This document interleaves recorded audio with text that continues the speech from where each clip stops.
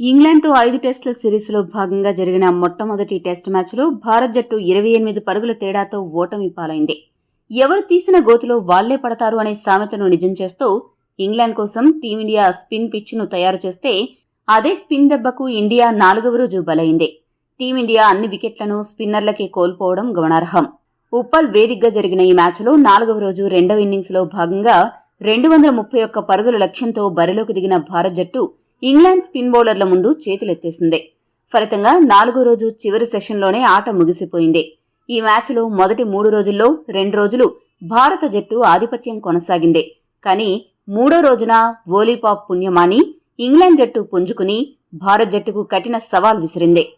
వోలీపోప్ ఒంటరి పోరాటం కారణంగా ఇంగ్లాండ్ 420 పరుగులకు రెండవ ఇన్నింగ్స్లో ఆలౌట్ అయ్యి 230 పరుగుల భారీ ఆధిక్యాన్ని సాధించగలిగింది. పోపు బ్యాటింగ్లోనే కాకుండా ఫీల్డింగ్ సమయంలో హెల్మెట్ వేసుకుని వచ్చి మరీ జైస్వాల్ గిల్ల క్యాచ్లు పట్టి టీమిండియా పతనాన్ని శాసించాడు. ఇక 4వ రోజు భారత బ్యాట్స్మెన్ పోటీపడి ఇంగ్లాండ్ డెబ్యూ బౌలర్ హార్ట్లీకి ఏకంగా 7 వికెట్లు సమర్పించుకుని తమ చేతకాని తనాన్ని బయటపెట్టారు. జైస్వాల్ ఎందుకు సడన్ గా ఓవర్ డిఫెన్సివ్ గా ఆడాడో తెలియదు. గిల్ అసలు టెస్టులు ఎందుకు ఆడతాడో అర్థం కాదు. రోహిత్ భారీ ఇన్నింగ్స్ ఆడడంలో ఎందుకు వరుసగా ఫెయిల్ అవుతుంటాడో అంతుబట్టదు. ఒత్తిడి సమయాలలో అయ్యర్కు స్థిరంగా ఆడడం లేదు. బాగా ఆడుతున్న అశ్విన్, సిరాజ్ ఇద్దరూ కూడా ఫ్రంట్ ఫుట్ వచ్చి ఎందుకు వికెట్ పారేసుకున్నారో ఒక పట్టాన అంతుబట్టదు. ఇలా చెప్పుకుంటూ పోతే కర్ణుడి చావుకు 1000 కారణాలు అన్నట్లు టీమిండియా మొదటి టెస్టులో ఓటమికి కూడా చాలా కారణాలు కనపడుతున్నాయి. ఈ మ్యాచ్లో ముఖ్యంగా ఇంగ్లాండ్ రెండవ ఇన్నింగ్స్లో రోహిత్ శర్మ కెప్టెన్సీ తీవ్రంగా నిరాశపరిచింది.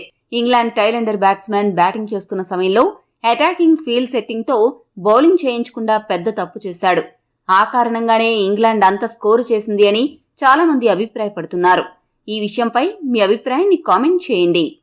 ఇక WTC పాయింట్స్ టేబుల్లో కొన్ని గమనించవలసిన విషయాలు ఉన్నాయి. ఈరోజు ఇండియా ఇంగ్లాండ్ చేతిలో ఓడిపోయినట్లే వెస్టిండీస్ చేతిలో ఆస్ట్రేలియా కూడా టెస్ట్ మ్యాచ్ ఓడిపోయింది. ఇండియా గనక ఈరోజు టెస్ట్ మ్యాచ్ గెలిచి ఉంటే పాయింట్స్ టేబుల్లో ఆస్ట్రేలియాను వెనక్కి నెట్టి మొదటి స్థానాన్ని దక్కించుకునేది. కానీ ఇండియా ఓడిపోవడంతో గోల్డెన్ ఛాన్స్ మిస్ చేసుకుంది. అంతేకాకుండా ఈ మ్యాచ్ ముందు వరకు 2వ స్థానంలో ఉన్న ఇండియా ఈ ఓటమితో 5వ స్థానానికి పడిపోయింది.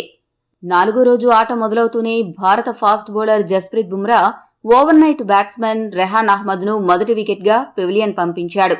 బుమ్రా వేసిన బంతిని అంచనా వేయడంలో విఫలమైన అహ్మద్ వికెట్ కీపర్ శ్రీకర్ భరత్ చేతికి క్యాచ్ ఇచ్చాడు. అహ్మద్ 53 బంతులను ఎదుర్కొని 28 పరుగులు చేశాడు. తర్వాత క్రీజులకు వచ్చిన టామ్ హార్ట్లీతో కలిసి పోప్ కొద్దిసేపు ఓపిగ్గా బ్యాటింగ్ చేశాడు. మెల్లగా డబుల్ సెంచరీకి కూడా చేరువయ్యాడు. వీరిద్దరూ కలిసి తామిద్దరూ వికెట్కు 80 పరుగుల భాగస్వామ్యం జోడించారు. ఇంగ్లాండ్ చివరి వరుస బ్యాట్స్మెన్ తెగువతో మరింత ఆధిక్యత సాధించేలా కనిపించిన ఇంగ్లాండ్ జట్టుకు అశ్విన్ బ్రేక్ వేశాడు. ఇంగ్లాండ్ జట్టు స్కోరు 419 పరుగుల వద్ద ఉండగా టామ్ హార్ట్లీని అశ్విన్ క్లీన్ బౌల్ చేశాడు. తర్వాతి ఓవర్లో రవీంద్ర జడేజా మార్క్వుడ్ ను అవుట్ చేశాడు. చివరగా వీరోచిత పోరాటం చేసిన వోలీపోప్ ను డబుల్ సెంచరీకి 4 పరుగుల దూరంలో జస్ప్రీత్ బుమ్రా అద్భుతమైన డెలివరీతో అతన్ని క్లీన్ బౌల్ చేశాడు.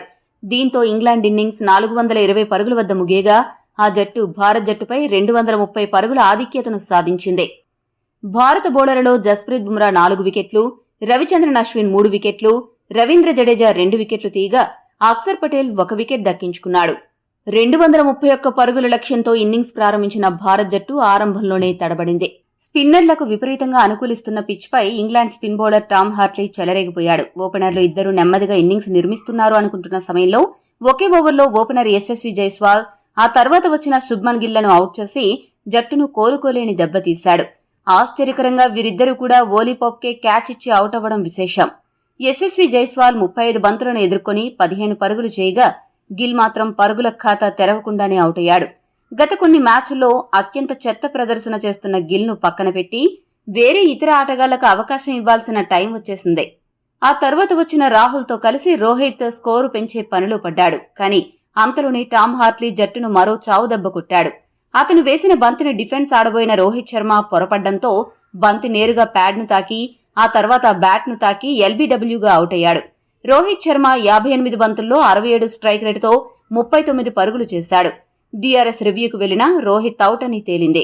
రోహిత్ అవుట్ అయ్యాక అక్షర్ పటేల్ కొద్దిసేపు రాహుల్తో కలిసి భారత స్కోరును ముందుకు కదిలించాడు. ఈ జోడీ 32 పరుగులు జోడించిన తర్వాత హార్ట్లీ మరోసారి రంగప్రవేశం చేసి అక్షర్ పటేల్ ను క్యాచ్ అండ్ బౌల్ చేశాడు. అక్షర్ పటేల్ అవుట్ కాగానే ఈసారి జో రూట్ తన వంతు అందుకున్నాడు. రాహుల్ ను వికెట్ల ముందు దొరకబుచ్చుకుని 5వ వికెట్ గా పెవిలియన్ కు సాగనంపాడు. అక్షర్ పటేల్ 42 బంతుల్లో 17 పరుగులు చేయగా కేఎల్ రాహుల్ 48 బంతుల్లో 22 పరుగులు చేశాడు. శ్రేయస్ అయ్యర్, రవీంద్ర జడేజా క్రీజులో ఉన్నారన్న ధైర్యం ఎంతోసేపు నిలవలేదు. రవీంద్ర జడేజాని మ్యాజిక్ త్రోతో బెన్ స్టోక్స్ రనౌట్ చేశాడు. దీంతో జడేజా కేవలం 2 పరుగులకే ఇంటిదారి పట్టాడు. ఆ తర్వాత అయ్యర్ కేవలం 13 పరుగులకే జాక్లీచ్ బౌలింగ్ లో రూట్ కు క్యాచ్ ఇచ్చి వెనుదిరిగాడు. ఇక అక్కడి నుంచి కేఎస్ భరత్, రవిచంద్రన్ అశ్విన్ 4వ రోజు ఆటను వికెట్ పడకుండా ముగించడానికి విశ్వ ప్రయత్నం చేశారు. ఇద్దరూ ఎంతో పట్టుదలతో ఆడి ఇంగ్లాండ్ స్పిన్నర్లను సమర్థవంతంగా ఎదుర్కొని 8వ వికెట్ కు 57 పరుగులు జోడించారు. వికెట్ పడకుండానే ఇండియా 4వ రోజు ముగుస్తుంది అని అనుకుంటున్న తరుణంలో డెబ్యూ టెస్ట్ మ్యాచ్ ఆడుతున్న హార్ట్లీ 28 పరుగుల వ్యక్తిగత స్కోర్ వద్ద భరత్ ను అవుట్ చేసి 5 వికెట్లు దక్కించుకున్నాడు. భరత్ అవుట్ అయిన కొద్దిసేపటికే అశ్విన్ అనవసరంగా ఫ్రంట్ ఫుట్ వచ్చి స్టంపౌట్ అయ్యాడు. ఇక తర్వాత బుమ్రా, సిరాజ్ కొద్దిగా బాగా ఆడుతున్నట్లు కనపడ్డారు. స్టోక్స్ అడగడంతో అంపైర్ ఆటను ఒక అరగంట పొడిగించాడు. 1 వికెట్ మిగిలి ఉండగానే 4వ రోజు ముగుస్తుంది అని అనుకుంటున్న తరుణంలో సిరాజ్ అనవసరంగా ఫ్రంట్ ఫుట్ వచ్చి స్టంపౌట్ అవడంతో ఇంగ్లాండ్ మొదటి టెస్టులో ఘన విజయం సాధించింది. ఇంగ్లాండ్ బౌలర్లలో హార్ట్లీ 7 వికెట్లు తీయగా జో రూట్, జాక్లీచ్ చెరొక వికెట్ దక్కించుకున్నారు. ఈ వీడియో మీకు నచ్చితే లైక్, షేర్, కామెంట్ చేయండి. మరిన్ని స్పోర్ట్స్ అప్డేట్స్ కోసం మా ఛానల్ను సబ్స్క్రైబ్ చేసుకోండి.